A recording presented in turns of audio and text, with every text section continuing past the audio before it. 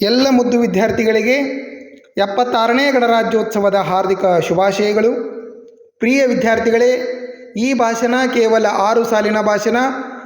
2ನೇ ಮತ್ತು 3ನೇ ತರಗತಿಯ ಮುದ್ದು ವಿದ್ಯಾರ್ಥಿಗಳಿಗಾಗಿ ಈ ಭಾಷಣವನ್ನು ಮಾಡಲಾಗಿದೆ. ತಾವೆಲ್ಲರೂ 26 ಜನವರಿಯಂದು ತಮ್ಮ ಶಾಲೆಗಳಲ್ಲಿ ಈ ಭಾಷಣವನ್ನು ಕಡ್ಡಾಯವಾಗಿ ಮಾಡಲೇಬೇಕು.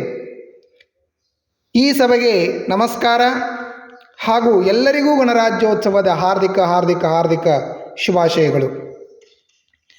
ಭಾರತದ ಗಣರಾಜ್ಯೋತ್ಸವವನ್ನು ಪ್ರತಿ ವರ್ಷ ಜನವರಿ 26ರಂದು ಆಚರಿಸಲಾಗುತ್ತದೆ. ಜನವರಿ 26ರಂದು ಎಲ್ಲ ಸರ್ಕಾರಿ ಮತ್ತು ಸರ್ಕಾರೇತರ ಸಂಸ್ಥೆಗಳಲ್ಲಿ ರಜಾ ದಿನವನ್ನಾಗಿ ಘೋಷಿಸಲಾಗುತ್ತದೆ.